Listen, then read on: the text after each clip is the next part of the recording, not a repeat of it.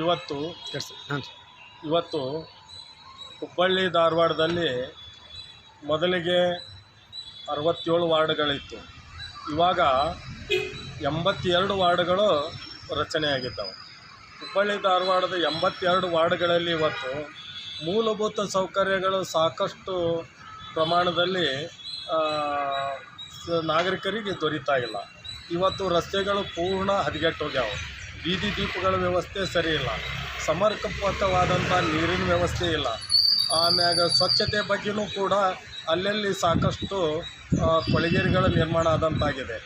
ಈ 82 ವಾರ್ಡ್ಗಳಿಗೆ ನೂತನವಾಗಿ ಆಯ್ಕೆಯಾಗಿರ್ತಕ್ಕಂಥ ಪೂಜ್ಯ ಮಹಾಪೌರರಾದಂಥ ಜ್ಯೋತಿ ಪಾಟೀಲ್ರಾಗಲಿ, ನೂತನವಾಗಿ ನಮ್ಮ ಮಹಾನಗರ ಪಾಲಿಕೆಯ ಆಯುಕ್ತರಾಗಿ ಇವತ್ತು ಬಂದಂಥ ವೀರೇಶ್ ಗಾಳಿಯವರಾಗಲಿ, ಇವತ್ತು ಭೇಟಿ ಇಟ್ಟಿಲ್ಲ ಅನ್ನುವಂಥದ್ದು ನಾಗರಿಕರ ಕೂಗಾಗಿದೆ. ಪ್ರತಿಯೊಂದು ವಾರ್ಡಿನಲ್ಲಿ ಇವತ್ತು ಈ ಎರಡೂ ಮಹನೀಯರು ಭೇಟಿ ಇತ್ತು ಅಲ್ಲಿಯ ನಾಗರಿಕರ ಸಮಸ್ಯೆಗಳು ಏನದಾವನ್ನು ಆಲಿಸಬೇಕಾದದ್ದು ಒಂದು ಆದ್ಯ ಕರ್ತವ್ಯವಾಗಿದೆ. ಇವತ್ತು ಅವಳಿ ನಗರದಲ್ಲಿ ಸಾಕಷ್ಟು ಅಭಿವೃದ್ಧಿ ಕೆಲಸಗಳಾಗ್ಯಾವಂತೇಳಿ ಅನೇಕರು ಇವತ್ತು ಹೇಳ್ತಾರೆ. ಆದರೆ ನನ್ನ ದೃಷ್ಟಿಯೊಳಗೆ ಅಭಿವೃದ್ಧಿ ಕೆಲಸಗಳು ಏನಾಗ್ಯಾವ ಅನ್ನುವಂಥದ್ದು ನಮ್ಮ ಹುಬ್ಬಳ್ಳಿಯ ಚೆನ್ನಮ್ಮ ಸರ್ಕಲ್ದಲ್ಲಿ ಇವತ್ತು ಫ್ಲೈಓವರ್ ಕೆಲಸ ಕಾಮಗಾರಿ ಇರ್ಬೋದು, ರಸ್ತೆಗಳ ಕಾಮಗಾರಿ ಇರ್ಬೋದು.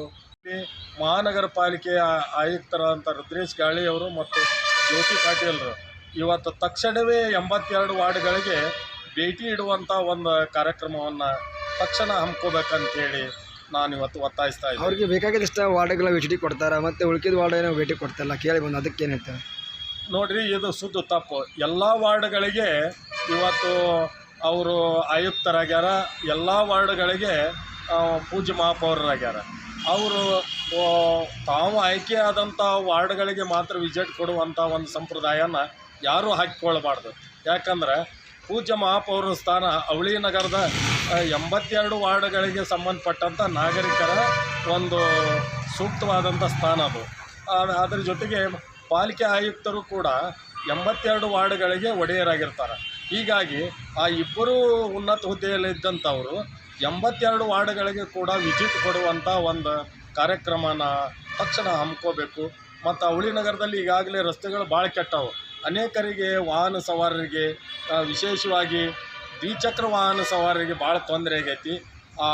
ತಕ್ಷಣ ಈ ರಸ್ತೆಗಳನ್ನು ರಿಪೇರಿ ಮಾಡಿಸೋದಕ್ಕೆ ಕ್ರಮ ತೆಗೆದುಕೊಳ್ಬೇಕು ಅಂತೇಳಿ ನಾನು ಒತ್ತಾಯಿಸ್ತೇನೆ.